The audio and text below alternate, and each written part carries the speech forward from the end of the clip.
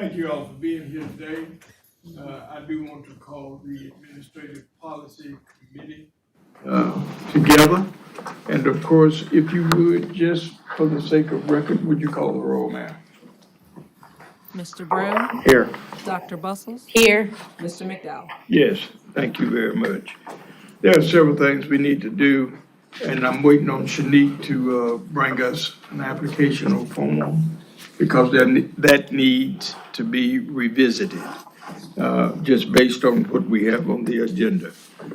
What I'd like to do, of course, we need to set some, we wanted to set some parameters for naming of streets and facilities and that sort of thing.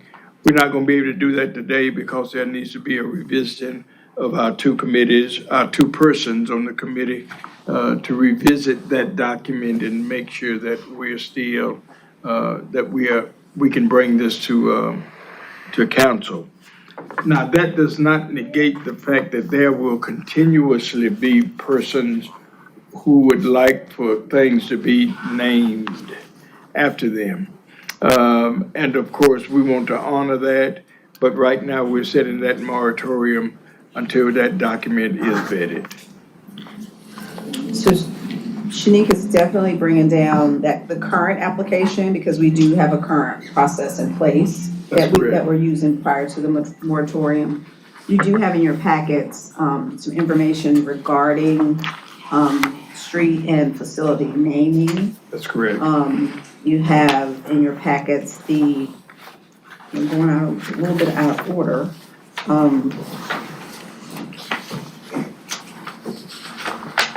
You have the honorary renaming of streets, facilities, and sites. You have the resolution in there, the prior resolution, and then you also have the policy that's currently associated with that process. That's correct. So Shanique is bringing down the application. You also have, as Reverend McDowell made reference to, some requests that are currently pending for some renamings. Mr. Simons, ACM Simons has submitted a memo. It's your final page in your little packet, outlining those particular, renamings and signage requests that have been submitted to, through him and to the committee to discuss those renamings. So that's, in that last page on that memo. And we have those listed on our agenda as well. Okay, So Reverend McDowell, what you're saying is you want to continue with the moratorium that's correct. until the committee has an opportunity to look at the That's application correct. that we currently have, to make any tweaks and changes and adjustments. That's correct. And then you want to revisit these requests for the renamings and signage. That's correct. Okay. Now, that's what we want to do. And I think that would be the fiduciary thing to do, is to make sure we've got all bases covered before we go into the renaming, whether it's a street honoring someone or it's a facility that's honoring someone. So yes, we want to continue that. Now, that does not negate the fact that persons can continue to perhaps submit names. Thank you. You got one for everybody. I do. Thank you. And of course, the document that Shanique is passing out to committee members is an application that we've used for several years. And what we wanted the committee to do is to look at this document to see whether or not we needed to add anything on or to take something out. We wanted to make sure that that would take place. The other piece of information, of course, is this does not, and I want to say this again, this does not negate the fact that person will perhaps still submit honorary names for streets and facilities, and we'll do the vetting when this is done. So, just for clarification, we would, even though you're changing this, are you interested in changing the policy We're gonna look at the as whole. well? So yeah. you want your colleagues to to review the policy that's That's been correct. included as well. That's correct. So Okay. each one of these would have submitted an application then? These have been requests that have been, and I can let Henry talk about that, but I think these were requests that have just been, they've reached out to request these things. I don't have to. Yeah, it's been, Okay, so there two- has not been an official application Okay. process for these. These have been That makes ones it that. easier. There's no That makes- official That makes more application, sense. two of the requests, of course, comes from council. And, Councilwoman Herbert submitted those two names. And of course, there has been the addition of one other name, and that's the Sarah Nance, Resource Center at the, Belfield Center. Those names have been submitted. Ms. Herbert? And just for clarification, one of them is not asking for a renaming. One of them, Is the it? building already has the name. It's really just a Signage. signage. And when we get to that point, Councilwoman Herbert, we will then refer to, Mr. Simon, our ACM, to look at how much it's gonna cost and that sort of thing. Is that correct? We're referencing the Leroy Moss. And, Ms. Virginia Bedford. Now, That's a name request. that's a name request, right? Correct. Okay, but we're looking for signage from Mr. Moss, is that right? I mean, you all need to We need collectively to agree clarify- we on need that. to Yeah, well, consensually, we'll agree on it and then we carry it to council at the appropriate time. Well, and I think that also, and Henry can say it at the mic, even if it's been a council member request, it still followed the process. That's correct. Even. Yeah, we still need an The application. current Sir. process still has been being followed, that application process. That's correct. and So this signatures was from the submitted? community, you know. No. I don't think those, Yeah. not for Oh. these None particular of- three, but I none was of- just clarifying That's that correct.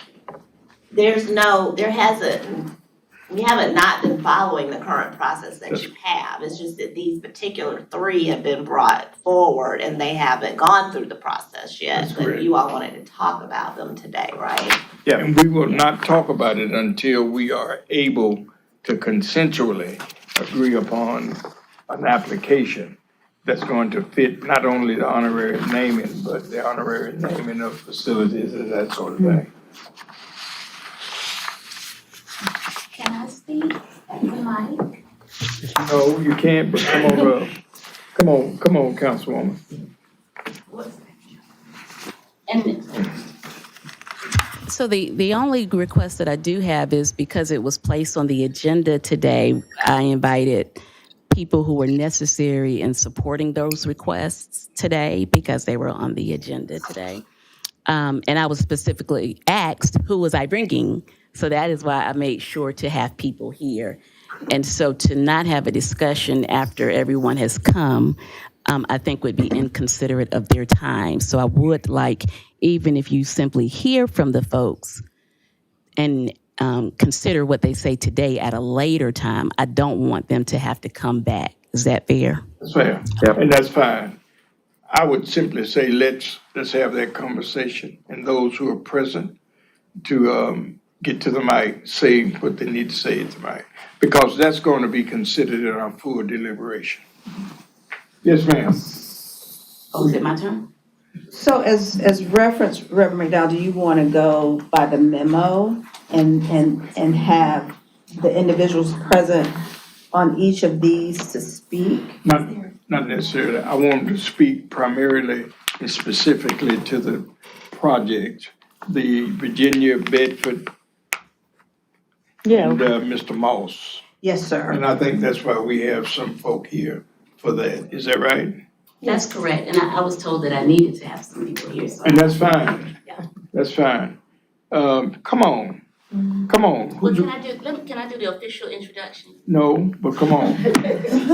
I'm just playing. Go ahead. Well, no, and only because they're two different issues. So the first one is the Leroy Moss Multipurpose Center at Hyatt Park. We have pulled all the information, and we know for a fact that the name has been changed. The family, and I wanted to acknowledge the family. Jacob, Moss Jacob, Ms. Moss Jacobs and her granddaughter, great-granddaughter. great-granddaughter. They're here from Leroy Moss's family Yes. as representatives. And then we also have representatives from the neighborhood because as a part of my due diligence in talking with staff, we checked with the neighborhood and made sure it was okay with them. I went to Mayor Bob, make sure there was not a particular reason why it wasn't done. And I went to Councilman Davis to make sure there wasn't any particular reason why there was no sign put up on the building with the name. So I wanted to give that preference. Any particular questions that you have, but I wanted to make sure somebody else besides Tina Herbert was here to say that is just a signage issue. And I think what Mama wants to say is, and the sign is to be the name on the building. But I think we got that part. The other one is Virginia Bedford. Now, if Wait, we, before you jump to that, so the name, honorary naming has already happened, it's just not on already the sign. happened Okay, years cool. ago. You just need to do it. All right, Yes, And there's currently a plaque that's inside the building. right. But We talking about request was outside. for this signage to be out. External on the building. got it. And I guess one of the things that I was hoping we would get clarity on too, and I guess we just defer it to Parks and Rec, how making sure that all the signs the designs are similar. I don't know how we handle the different signs on different buildings, but I would defer to staff on that. But the main point of this would be to get the full name of the building on the building. Yes, I see ma'am. somebody's hand back there. We want his full name. That's what I said. Jackie, of course, could not be here, but she, as This is Miss Jackie Williams' mama. I'm sorry. No, this is Miss Williams' mama. You want to come up to the mic? Ma'am, shh. I need you to come to the Come up mic. to the mic so they can hear you. You may need to take off your mask. Yes. Okay. Jacqueline couldn't be here this morning, or this afternoon, but she asked her grandniece to speak for her. And of course, after she speak, I would like to speak how important it is for it not to be just a small plaque at the door. Okay, would you want to go ahead and go? Okay, hello you guys. My name is Brianna Kale. I am currently a park ranger for South Carolina State Parks at Sesqui and Goodall. So it's kind of my thing. Thank you for having this moment to be able to recognize my great grandfather and the things that he's done. So yeah, honestly, truly, I've watched the family work hard to get the recognition and the research as to the name being Leroy Moss Mercy Purpose Center. And so that is truly our end goal. We understand there is a plaque inside. However, in my opinion, that is my great granddaddy park. That's what I always identified it as, is the Leroy Moss Park. And so I have heard various stories of the impact that he's had of creating sidewalks, creating different opportunities for the CNI community. I've seen, heard how he put in street lights in Columbia and just making sure that this place was a great place to be for the community and for the peoples that was in it. And he passionately saw to create that legacy, and I would love for that legacy to continue, and I would love to be able to have something to show for my future children, whomever they may be, but my nieces that I have, Granddaddy Moss's great Five nieces. generations. So yeah, we have 5 generations that still say his name about every other day, and we want to make sure that you all know the work that he has done and that is not erased, and that is something that I would love to see happen, and I do appreciate you guys taking the time considering it. Thank you. I think she said it all. And very well. Thank you. Thank you. Thank you very much. Henry. Yes, sir. I'm sorry. Tina, you have something else? While you were doing that, I was trying to see if anyone over here wanted to say. Okay, all right. Is there someone else that wants to speak? Yes, ma'am. Would you tell us who you are? I'm Janie Nelson, Yes, ma'am. and this is Mr. Lionel Munson. This is Pat Myers. We're all from Hyde Park Neighborhood Association, and we're just in support of signage, I thought it was going to be something, but it's signage. And we want to thank the committee for all the hard work you do every day.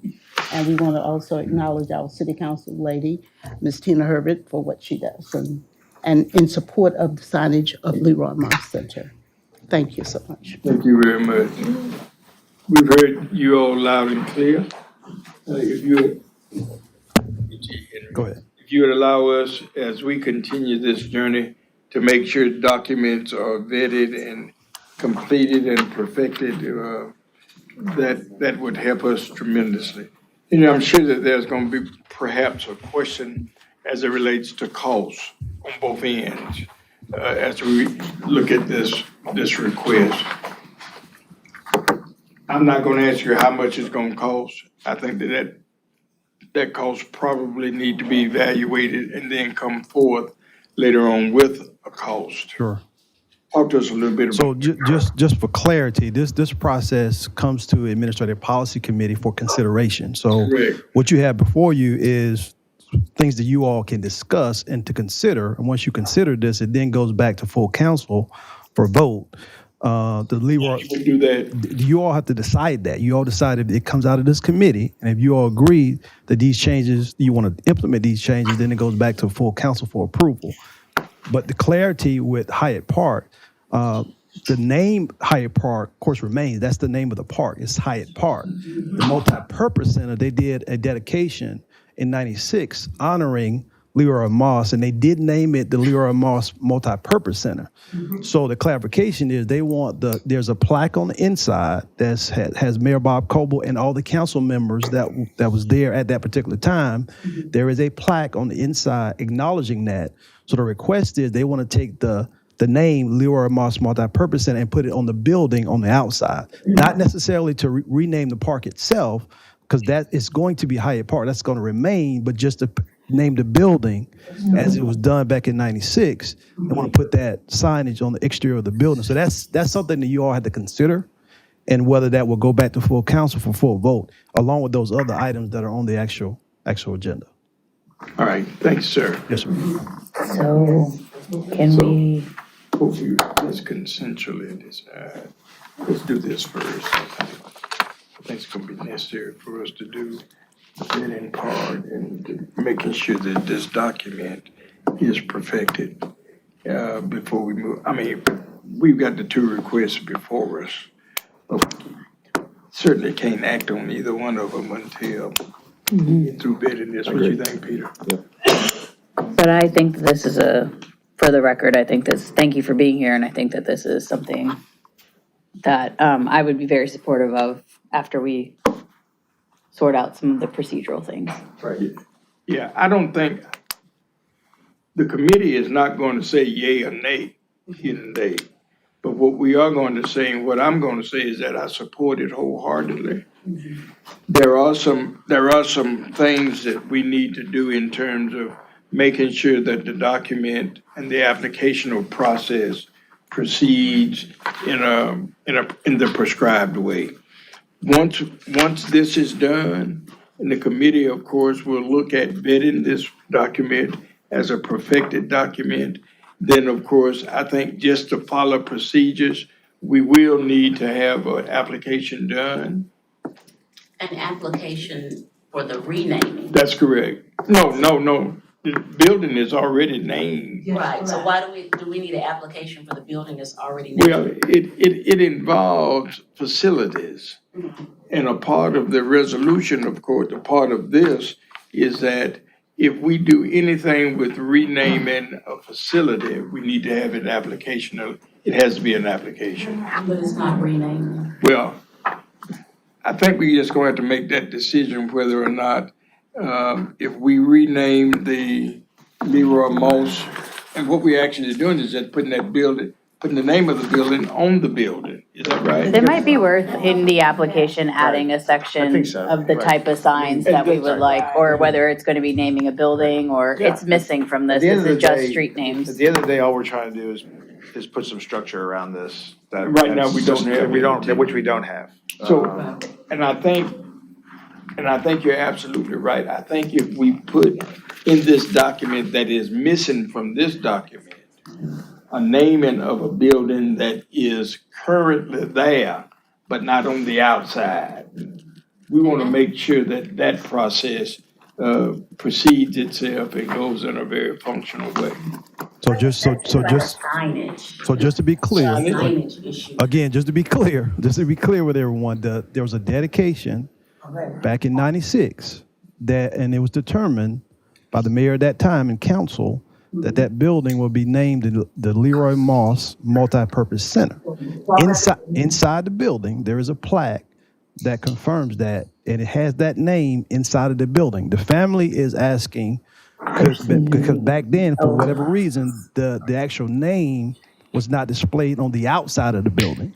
So the ask today is to see if that particular name could be just displayed on the outside, because it wasn't done back in '96. If that's the case. We're very clear on that. Yeah. I guess what we're saying is that it's likely that this will come up again, and then it's likely that it'll come up again, and all we're trying to do is add a little structure to the process. Sure. It may seem like we're trying to avoid the process, but we're That's the not. bottom line. We're engaged in the process, and everybody knows I'm pro signage. Sure. So that's not gonna be a problem. Sure. So all we're trying to do is really just get our collective arms around Sure.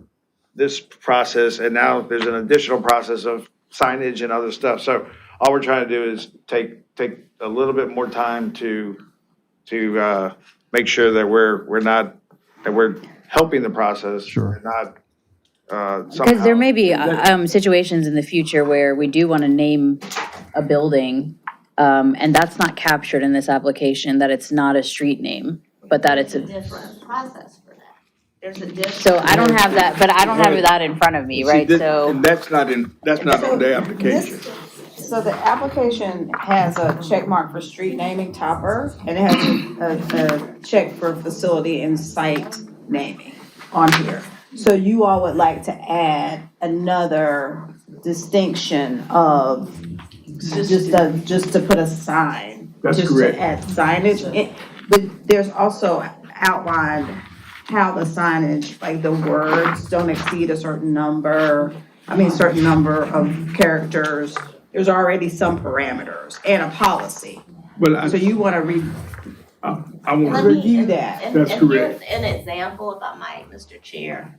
If you all think about, at Eau Claire print facility, I'm just trying to give you some examples in the past when this has come up, because it has come up in the past, there is a policy in place for naming, and I don't know, Teresa or Henry, if it's not in front of them, we probably. It's right here. Okay, that's what I thought, I'd asked for it to be in front of them. Yeah, it's right here. We've gone through this a couple times, and so I just wanna make sure before you all want to, you see what's already out there. So if you upstairs, most recently, what the seated council did was, I think, Mr. Washington's signage is out to name the conference room upstairs. So there's signage outside of the conference room. like this, I didn't know about. That's the thing, like I And just, then also at Eau Claire Print Facility, Mr. Henry Hopkins, Mr. Manley, those conference rooms have been, this whole process has been done, so.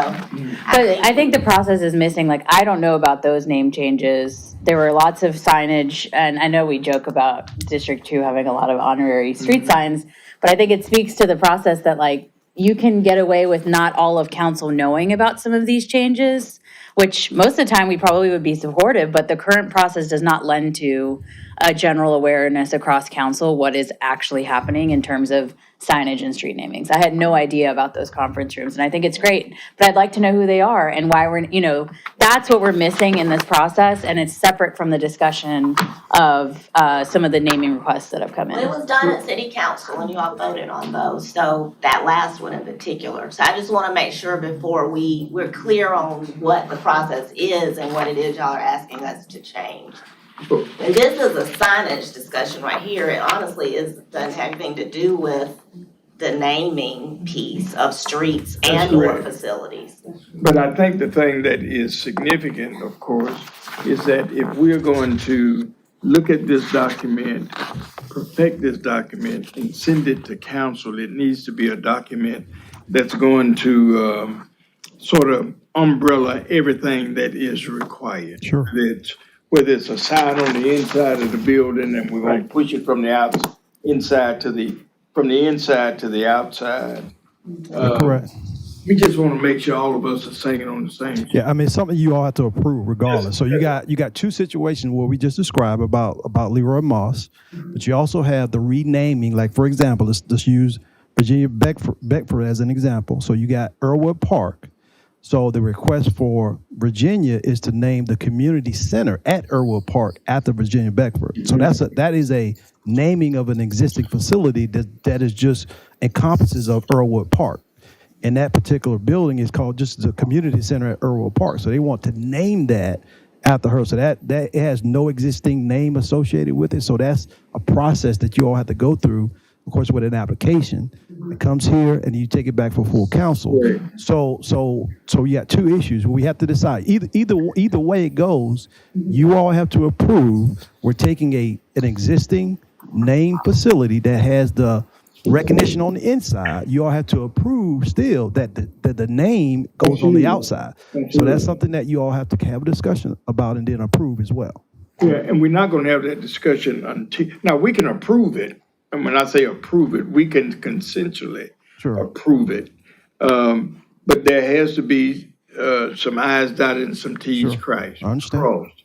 The other side of that, of course, we will make at the necessary time to make that recommendation to council. Sure. To either approve it. Now, after that, we will look for some consensual dollars, if dollars are involved, to make both of those things take place. Correct. Yeah. Are we clear? Clear. Ma'am? Clear as mud. So, Yes, ma'am. Can I say one, I want to make sure I'm clear, and then I have one other person who is here so they don't have to come back. Please. Okay. And I just want to reiterate that I'm here because I was told I needed to come here to this committee. And I think the only reason we had to come here was because of the hold on signage. But normally we would have just filled out an application for Virginia Bedford. Is that correct? There's a moratorium, so you wouldn't be able to fill out the application. Until this during is the done. moratorium. Well, I've had a attorney or two say, when was the moratorium put out? It was at a Didn't take. council meeting. The council did ask that all honorary naming of streets and facilities be suspended. it was referred to this committee. I'm sorry? You referred it to this committee. The issue of the But we moratorium. did it initially at council though, because it was referred back here to us. Yes, ma'am. Okay, so I think the only thing that was not clear was that there is, in fact, a moratorium, because we probably would have said, well, maybe we need to wait. But just for our clarity, once we have this discussion and this application is updated, we'll complete it and do whatever needs to be done. But I do want to get my good friend, I shouldn't say that, this lady I know in the neighborhood, Kathleen McDaniel, to come and talk, just to, you all will know that the neighborhood is in support of renaming. That's a naming. It's a renaming. Well, no, there's no name on it. It has no name. Yeah, so it's a naming. Facility signing. Facility sign naming. Yes, ma'am. Hey, y'all. Good afternoon. Again, I'm Kathleen McDaniel. I live at 3103 Lakewood Avenue and have been a homeowner in the Earlwood neighborhood since 2008, lived there since 2004. And from the time that I moved into the neighborhood, Virginia Bedford scooped me up and told me what I was going to do to make the neighborhood a better place. And I have cooperated fully. And in the time that I've lived there, what I have come to realize is that that neighborhood is what it is almost directly because of her work starting in the 80s and the 90s, and then transferring that institutional knowledge to me and other leaders in the neighborhood, which there's two parts to that. One, her knowing what to do and how to do the work. And then the second part is training other leaders to come behind her to continue that work. And lots of people are real good at doing the work themselves. not everybody is good at training other people to come in and carry on that work. And that was Virginia's absolute most amazing trait. She died a couple of months ago and is a huge loss to our whole neighborhood. One of the main things that she was able to accomplish for the neighborhood and for the city as a whole was the revitalization of Earlwood Park, the construction of the community center, moving the Parks Department down to Earlwood Park, redoing the nature trails, getting the disc golf. Earlwood Park is a jewel, not only in Earlwood, but for the whole city. And because of Virginia's work, I mean, if you want me to, I can draw you a diagram and write you a whole brief on it. But my neighborhood right now is like the hottest place to live in town. North Main is the coolest part of this city right now. I mean, Curiosity Coffee, Warmouth, all of that. That is because of Virginia. So not only is she important to the city of Columbia's history in terms of just community development, but also in terms of the effect that she has had on the economic development of this city, warrants naming that Parks building in her honor. I can think of no better person to name it after, and I can think of no greater honor for her. That was her life's work, and it would be the best possible thing that we could do. Thank you. Thank you. Thank you. Thank you very much. Ms. Herbert, do you have any more? I am done. Thank you, ma'am. All of my friends and guests have spoken. Thank you And very whatever much. you all need me to do, I will make sure it gets done on our end. I'm sure you're hear from us. Thank you all. Thank you all so much for being here today. Particularly, thank you for your participation. Thank you for what you've done and what you're going to do, and we certainly appreciate you for that. The city appreciates you for your willingness to come and be a part of this gathering today. If you'd like to stay the rest of the time, you can. If you'd like to get up and leave, you can do that. Thank y'all. Thank y'all. Thank you. Thank you, sir. Thank y'all. And you all give Jackie our regards here. I understand. She's out of the country. I know this is off the records, but you know, I listened to the young lady speak about Herbert Park and what the person that you were talking about renaming. Mr. Leroy Moss was Hyatt representative, taking care of Hyatt Park for 18 years. He's the reason why those kids have a basketball court, baseball court. He and his wife sold hot dogs, candy, and spaghetti dinners to build that center for the neighborhood. Great. Because when his grandchildren came home and they said, he told them to get out and play, they said, I have no place to play. And he said, we're gonna see about that. He worked hard and diligently to have that building built. And I think it is very important, Thank you. not for the neighborhood, but for his children, Yes, ma'am. grandchildren, great-grandchildren, and great-great-grandchildren to know who he is. Yes, ma'am. My name is Rosalind Moss Jacobs. Ms. Jacobs, thank you very much. Anything else you need to say? You said it today. You pulling my leg. Please give Miss Jackie our regards. I understand that they out of the country. She's watching. Oh, she's what? She told us we did a good job. So Great. she's watching. Thank you all here. Thank you. So you do have, So what I just wanna make sure that we're on the right track. Remember now, we got two different issues here. We got a name on the outside yes, sir. of the building. And then we got Ms. Bedford who wants to rename something on the inside of the building. Isn't that right? Isn't that right, Henry? Is that it? You have a renaming and just a signage on a building. That's That's it. correct. So we're fine with that.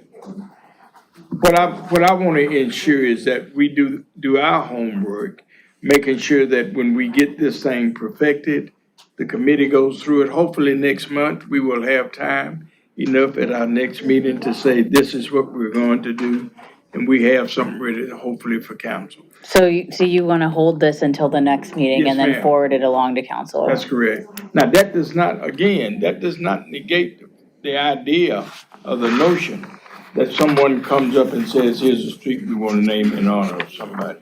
We just cannot do the actual signing and the placing of that sign on a street or facility until we've got this document in place. Madam City Manager, Well, Henry stepped out, so I was just gonna try to answer any questions you all had. any questions?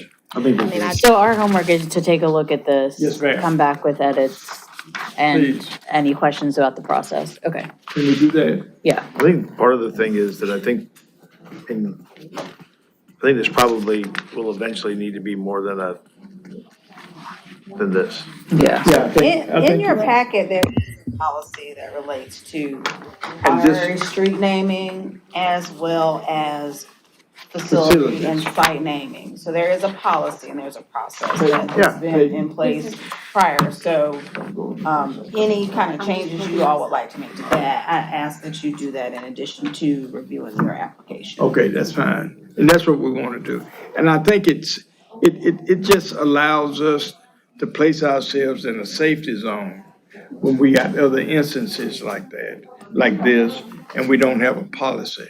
I mean, one of the things that I'm concerned about is that we don't have another situation like we had. So, Yeah, I mean, and to be honest with you, that process followed the process until it wasn't acceptable to somebody within the area. So, I mean, it's tricky, especially when it's easy getting, One person to it's vouch easy- as well, your it's- sponsor, yeah, it's yeah. easy to get letters of support, but when you don't have, it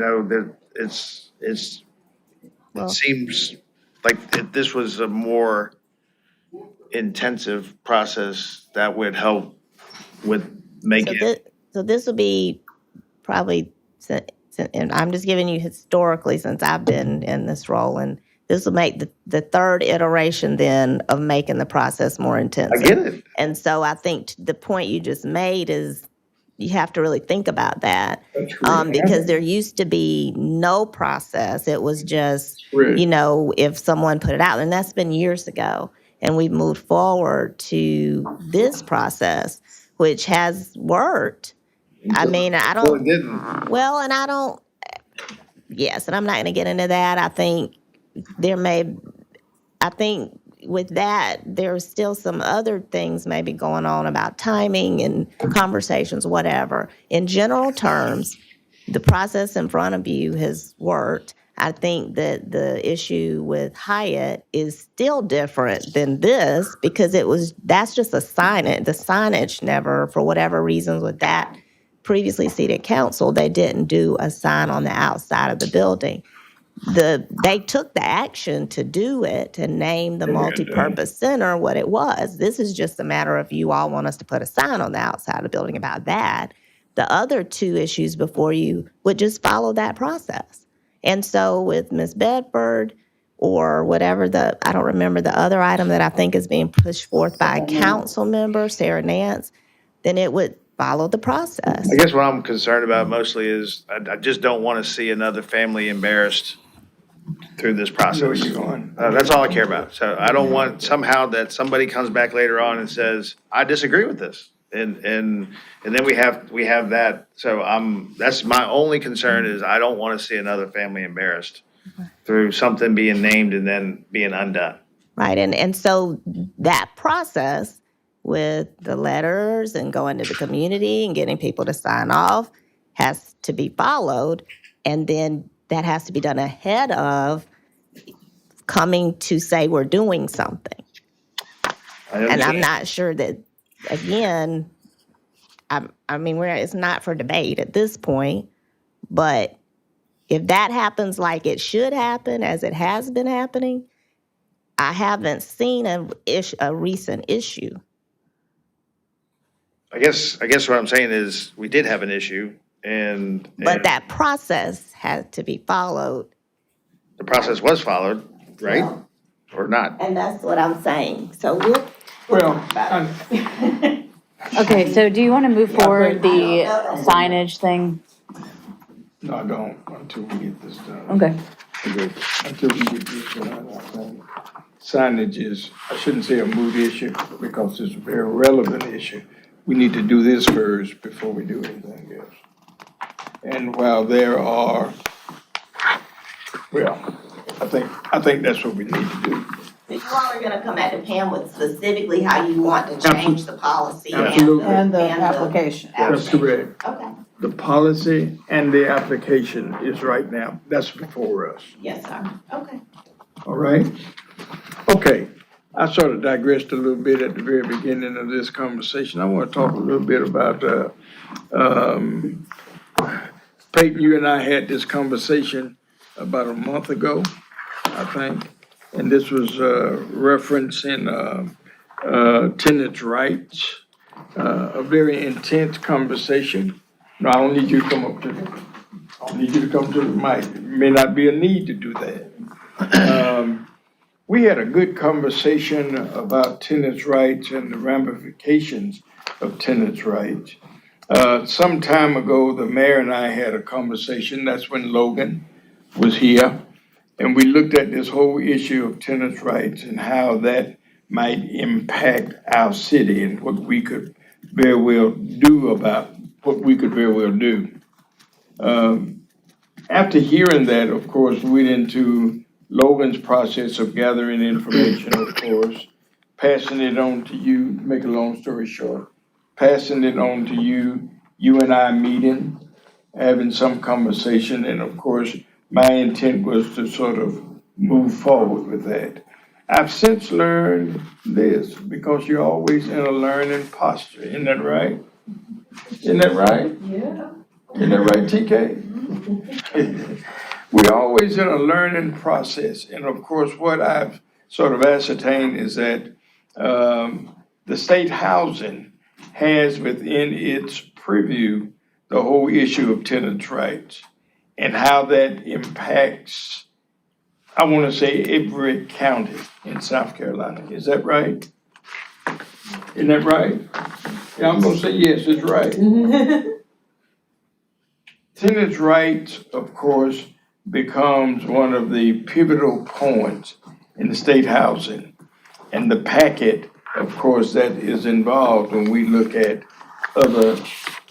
housing complexes. We looked specifically at tenants' rights back in December, because that was a real issue for us and for the city members. And of course, we wanted to tackle that hands-on. But it's my understanding that to tackle that as a city is very voluminous, because there's the enforcement piece you have to look at, which of course state housing does that. I don't think it's in our preview right now to go beyond what we've already done with state housing as it relates to tenants' rights. And I think anything we do today would sort of negate everything. I don't want to play that record over again. What you all think? So to kind of say back what you were saying, the South Carolina Housing Organization has a tenants' bill of rights that's included with That's correct. every lease that's administered for some of these housing properties that are overseen by Columbia Housing. Correct. So while, our approach is important, it would be duplicating efforts, That's correct. and that we should defer to them for that tenant bill of rights. Yeah, we defer to them. It's their baby. I mean, it's their baby to rock or either feed.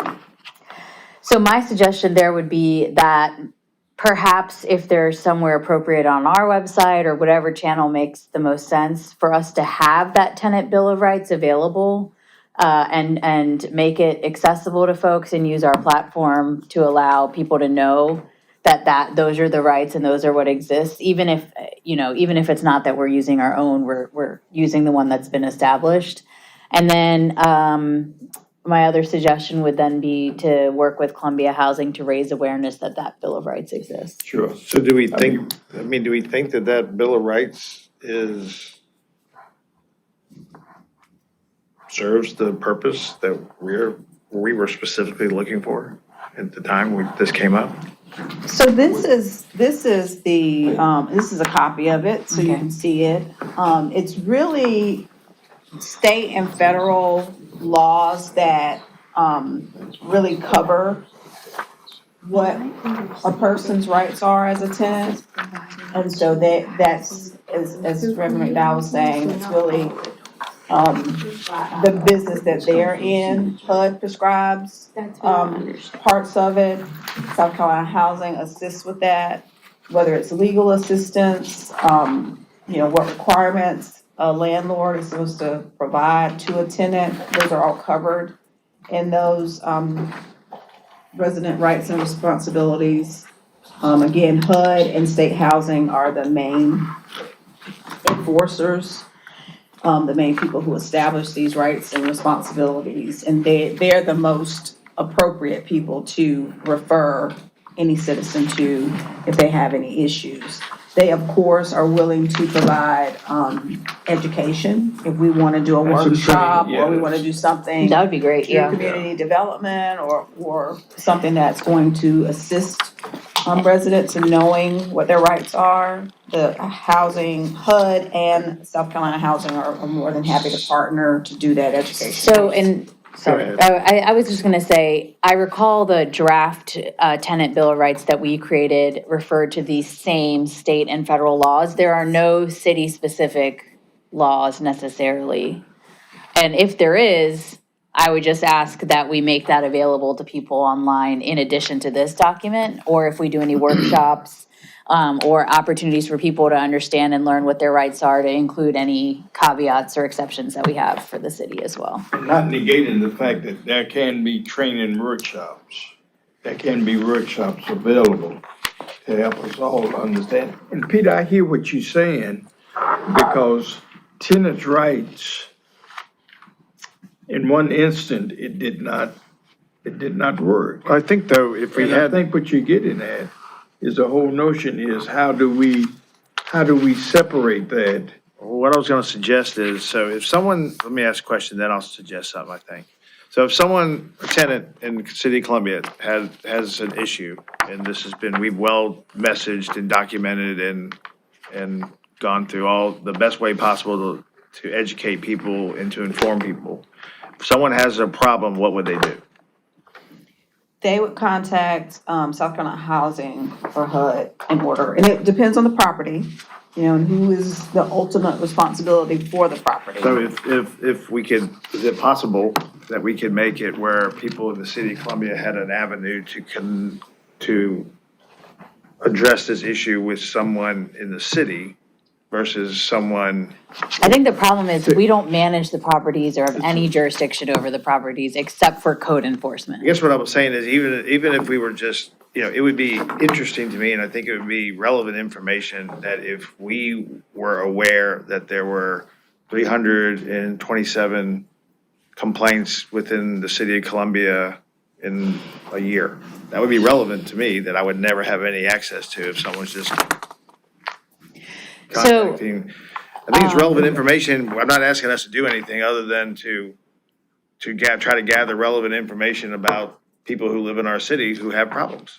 And how do you access that? How do you take that problem? Yeah, Send it to and if it someone. was just information that we reviewed on a quarterly or semi-annually basis or something, it would at least give us some information about, do we have these issues or do we not have these issues? So I'm worried that it feels like we're, and I'm not saying we are, it just feels like we're checking a box and moving on.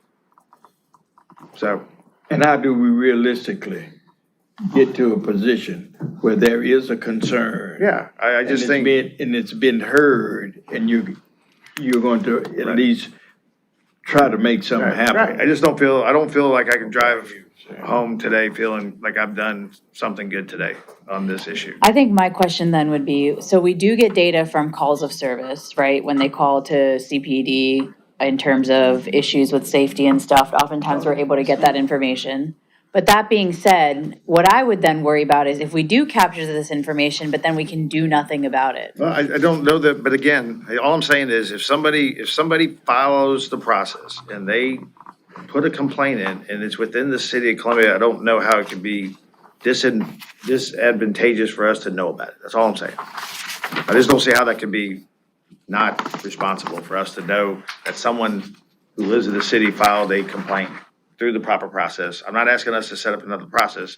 I'm just asking for us to know what's going on in our own city. That's all. So I do think we have partnerships with, well, I know we have partnerships with State Housing, we have partnerships with HUD, so there would be ways for us to Yeah, gather. that's all I'm that asking. Yeah, information. that's all I'm So we asking certainly is to can- have access to the information about our citizens. That's all. So Pam, how doable then is it, I heard you say just a moment ago, state provides that kind of educational piece and training piece. Could that be an integral part of the training?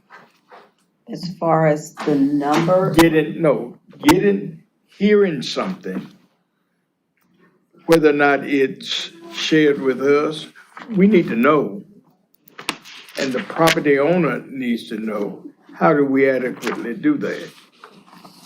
I really don't even see in here how that tells you what to do. There's not, that's why I'm asking, that's why I'm sort of reiterating again, the importance of having educational training. It may be necessary for us to do that.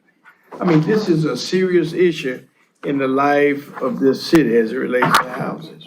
Yes, ma'am. So when the problems occurred at the colony and we were going through everything we were going through with that and made trips to DC and came back, and subsequently I met myself with State Housing and HUD, of the local representatives of HUD.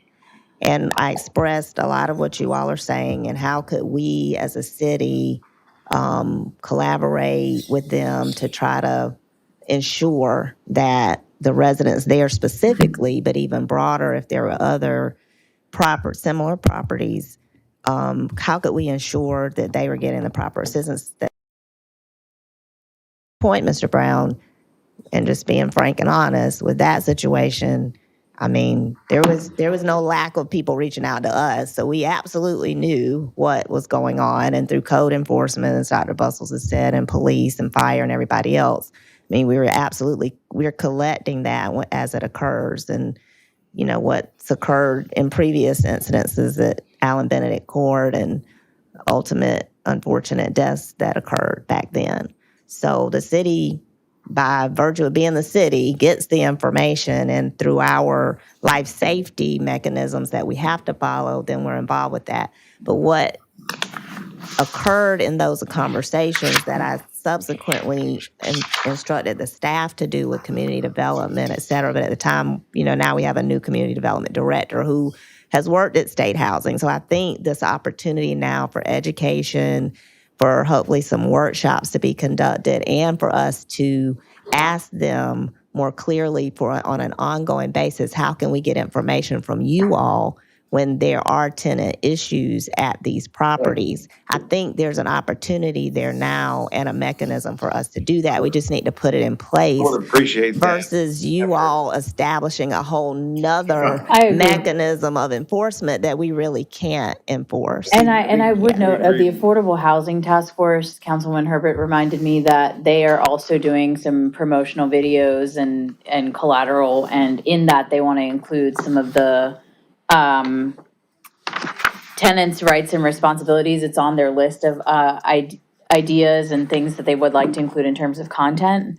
But I think I go back to, let's use our platform to help people that live in the city know what their rights are and use what's already available and communicate it in a way that makes sense for the city. That would be my recommendation. I would concur with that. I mean, in my mind, you know, again, I'm happy with us attaching ourselves to the standards that are already.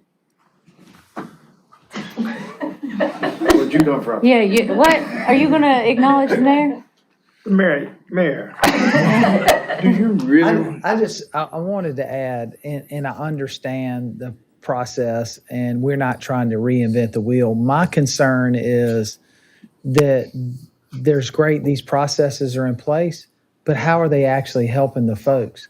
Because I'm getting phone calls all the time and there's no resolve on the other side. So what is our mechanism as a city with HUD and others to make sure these tenants' rights are actually being taken up and they're getting the support? That's my fear. Is all of this sounds great about publicizing and getting, but where's the action on the backside? We haven't seen that yet. We haven't seen the support from HUD and other folks on the enforcement side. And that's my biggest fear. So I just want to make sure I'm all in on sharing information, doing it, but I need to know that what we're doing gets the attention to support those residents. And we've been through the multitude of people, and it's not just one housing, it's been a whole series. And that's why we ended up doing this and talking about it, is to make sure. So whatever path y'all recommend, let's make sure that we understand what's the back end, because it doesn't do us any good to share information if there's no enforcement and there's nobody backing these folks up.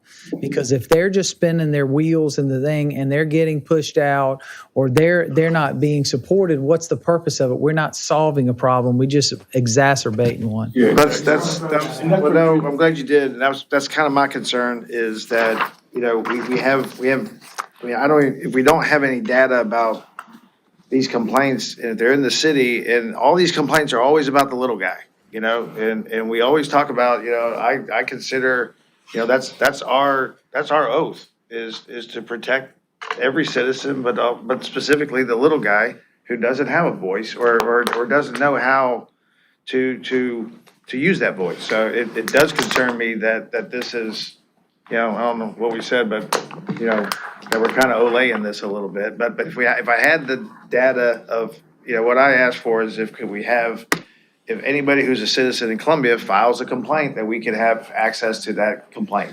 And so that brings up the question is maybe getting with community development and sitting down with HUD and saying, all right, well, these complaints come in, and I'm jaded by it because of the experiences that we've had in the last year. And so sorry if I don't trust the system yet to support those residents. And so I want some more assurances that it's not just about sharing the information, that there's actually somebody going to do something about it when they do complain. Well, that's what's missing, is there's And that's the nowhere, biggest there's thing. no action to take. It just has your rights. That's what I'm and then- saying. I'm a pretty smart guy. I wouldn't know what to do. If I was given this, I wouldn't know what to do what to do. I have no It idea. doesn't have to do, it just has. One the of the things, that, you're exactly right, because one of the things that we have not done, we have not looked at this document, because we knew back in December, 2 years ago, a year and a half ago, whenever, that tenants' rights were being abused. We knew that. They always have been. And I think, you're absolutely right. Not only 2 years ago, Yeah, but ever since man could walk upright. Yeah. This is the way it's worked. it's not about, whether or not they could get up out the bed. I think the point is, we're in a society where tenants' rights are being abused every day. We've got this packet here that sort of outlines what that Bill of Rights ought to be. How does that negate to the fact when there's a brother in that apartment who's in a wheelchair and can't get out of that wheelchair because it's not handicap accessible? What are the rights when a mother is in an apartment and there's mold and mildew in that apartment? What happens when gas is turned on and you can't turn it off and folk are having to evacuate the premises? How do those things relate into the city's equation? What we decided to do 2 years ago was to do the fiduciary thing, was to make sure that our residents were taken care of. And that was a right. And that was a rite of passage, I think, to move folk from a deep and dismal situation into something that gave some glimpses of hope. So I think we're on the right track. And I think, Peter, you're absolutely on target. is it gonna make a difference if you got this packet here and it's not being adequately transferred or translated into the city's policies? Now, I think that's a big task now. The missing link of that task, Yes, if ma'am. I might, is that we haven't followed up with the field director from the Okay. local HUD office who offered to hear, she's already heard everything y'all are saying from me, and then they offered to follow up to do these next steps. Now, if after that, we still aren't seeing a difference, and after that, when we ask her, okay, in addition to the education and the workshops, because you have specifically heard these concerns on this granular level, and you also can you also give us the data for when the tenants are now, because she also gave me the points of contact for HUD subsidized properties, like the ones you're talking about, who tenants, when they are still having a problem, even if, after they've been apprised of their rights, who they are supposed to contact for assistance, which isn't the city. So I would just suggest that we take her up and hold them accountable Good. for doing what they said they would do. Excellent. Now, that's incumbent on me and the staff to do what I asked them to do to set these things up. And I think in the process of our own staff turnover and time, that hasn't happened. So I would just ask to let us try that first. Well, And why don't we do if that still that? doesn't and- work, then I hear what you're saying. I mean, yeah, I'm fine. Again, I'm a big process person, so I want to follow the process. I just think it's imperative that we have this responsibility and that we own it. And if we could follow up with that person and follow up in such a way that is not being followed up when you got something catastrophic to happen or something happens in a residential community where folks' lives are being just totally, for lack of a better word, wasted, and we find ourselves more chaotic than we are developmental, I think would be to our advantage. And I'm just as concerned about the duplex on Leesburg Road. Oh, absolutely. I mean, it doesn't have to be a huge complex. I worry about these people, and I worry about, that we should be doing something, even when I know I don't know what that is. But it worries me that, and I don't, if I understood the context of the problem, it may worry me more or less, but I don't. I don't have any idea what the issue is from a bigger picture, none. But Ms. Wilson, I think you're right on target. I think we have not utilized that part of tenants' rights as much as we should have. And I think it's time for us to kind of step to the plate to simply say, we're gonna utilize that person or utilize that whomever is over that. Hold them accountable. Oh, absolutely. Yeah.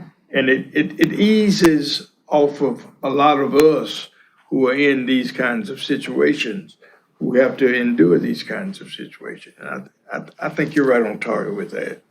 Now, in terms of process, ma'am, Working. I said, after that attempt, I mean, I hear you loud and clear. I just feel like I owe it to you to take the field office director of HUD up on her offer to nail this down. So we at least need to try. ma'am. I would add that I think it'd be very helpful then if we're going to give them, because this is supposed to be in their wheelhouse long before our discussion. I'd like to know what they do, how they follow up, their procedure, how many people do they have employed to go after that? Because if they don't have the resources, then we're backing up. So I think it'd be helpful that maybe she could share with us, the field supervisor, share with us their process and how they're handling it now, because we're not seeing it. And how are they inspecting these folks who get HUD funding for rental properties? Are they auditing to make sure that these tenant rights are being signed and that the tenants know what their rights are?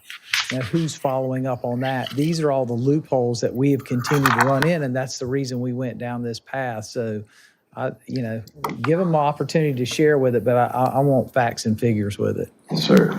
Well, one of the things that I think would be helpful for us as a committee to bring, who is this person?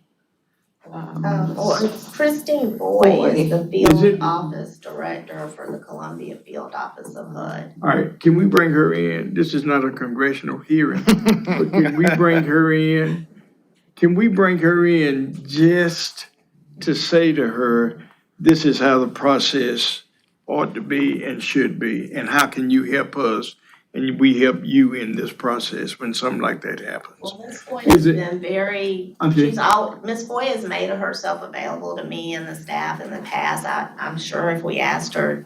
Can I bring her in? She would. I'd like to bring her in the next meeting.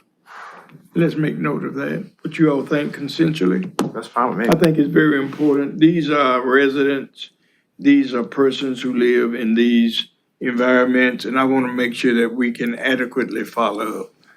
All right, can we do that, Ms. Pam? Yes, sir. All right, you all right with that, Yeah. Dr. Russell? What about you, Peter? Absolutely. All right, okay, anything else? Wait a minute, let me say this. Stand up, young lady.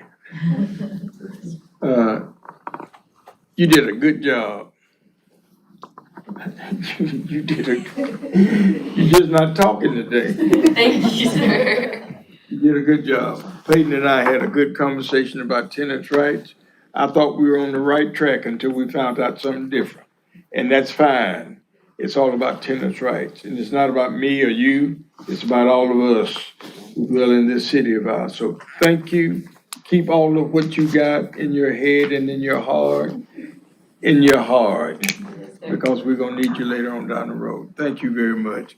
Thank you all. Thank you. You gonna ask the Thank you, mayor if Mr. he's got Brown. anything else to say? Yeah. You gonna ask the mayor if he's got anything else to say? Mr. Mayor, you got anything else to say? Thank you, sir. Dr. Bustles, I motion to adjourn. Second. so move. Okay. Thank you.